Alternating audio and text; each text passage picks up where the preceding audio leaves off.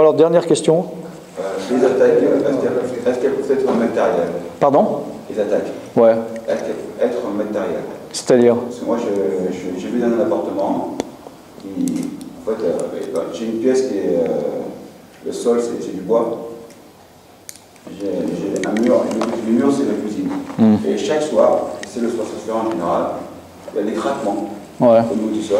Ouais. J'ai beau chercher à comprendre pourquoi. Bon, il y a des choses, il y a des phénomènes qui peuvent être naturels, entre guillemets, c'est-à-dire on peut trouver une explication. Par exemple, toi tu te dis, bon, moi j'y connais rien, mais peut-être que tout d'un coup tu ferais venir un architecte ou un menuisier, puis il pourrait te donner une explication rationnelle. D'accord? Maintenant, il y a des choses justement qui sont complètement irrationnelles, c'est-à-dire c'est pas possible, et ça peut devenir de choses spirituelles. Il y a des sons qui n'ont aucune raison d'être, genre tu es au milieu de la forêt puis tu entends un train qui passe. Bon. Ça peut être des choses spirituelles, des bruits, que ce sont en fait des esprits qui font ces bruits-là. Par rapport à tout à l'heure, vous avez parlé de la maman et de bébé. Ouais. Est-ce que ça peut fonctionner aussi avec la maman et puis un préadolescent ou un jeune garçon? Ah oui, oui, bien sûr, oui. Ah oui, oui. J'ai le cas de mon fils qui a des problèmes de sommeil. Ouais, ouais. Et que sa maman a aussi exactement le même problème.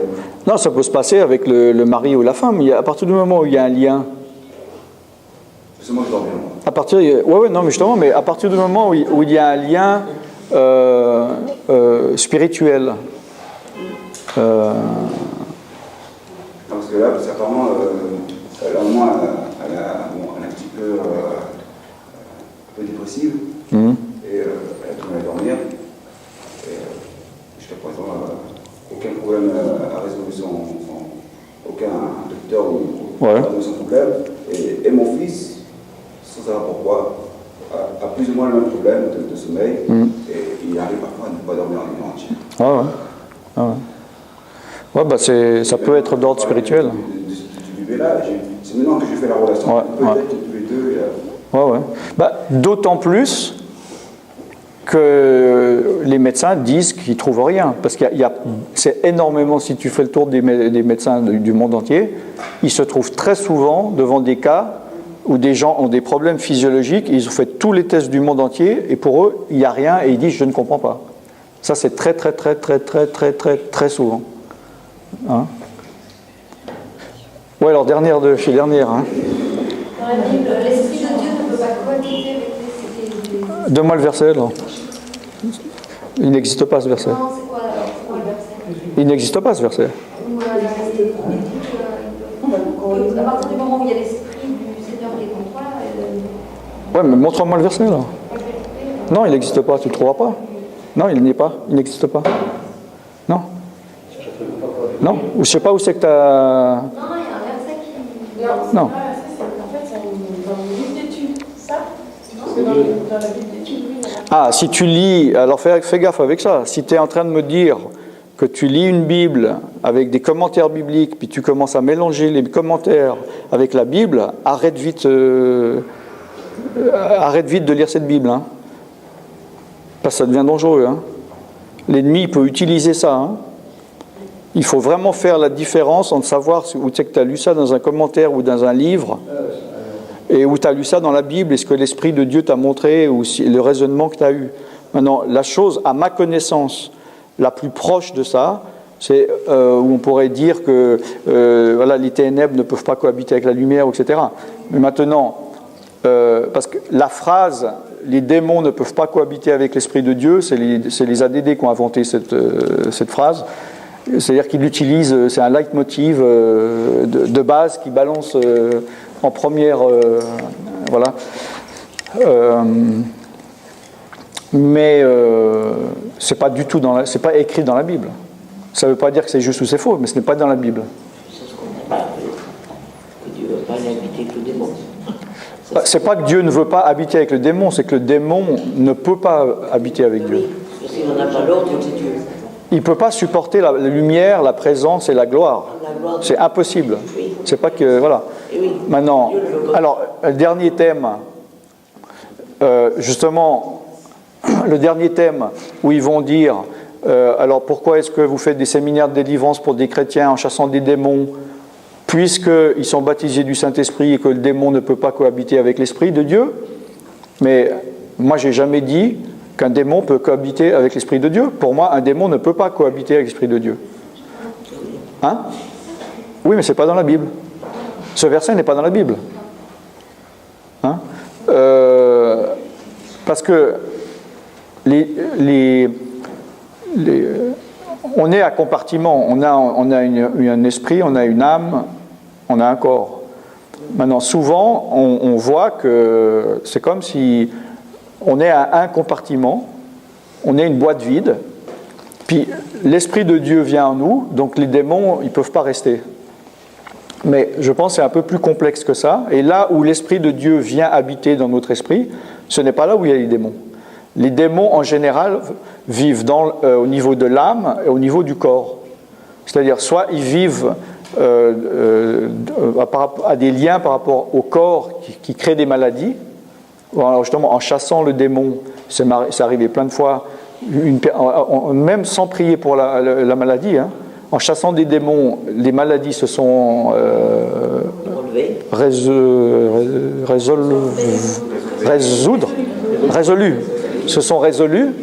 Hein, et c'est surtout avec des liens au niveau de l'âme, c'est-à-dire les problèmes de quiconque ici dans cette pièce qui est venu ici parce qu'ils estiment avoir besoin de délivrance, c'est un lien que vous avez par rapport à vos pensées ou vos émotions ou votre personnalité, donc c'est l'âme. Donc l'Esprit de Dieu ne cohabite pas avec les démons ne cohabitent pas avec l'Esprit de Dieu. Pardon ? Voilà. Bon, alors finalement, moi qui voulais beaucoup prier cet après-midi, on ne va pas prier, c'est 4h05. On va réserver pour ce soir. D'accord ? Donc, qui ne va pas venir ce soir ? Levez les mains.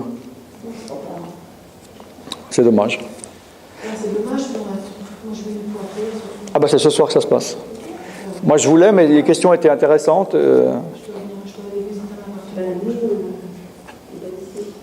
Pardon ? On peut pas prolonger une demi-heure ? Une demi-heure, oui, mais je ne voulais pas prier juste pour une demi-heure. Justement, j'aimerais prier plus longtemps parce que j'ai vu qu'il y avait des choses qui se déclenchaient un peu, que c'est dommage de commencer sans finir, quoi.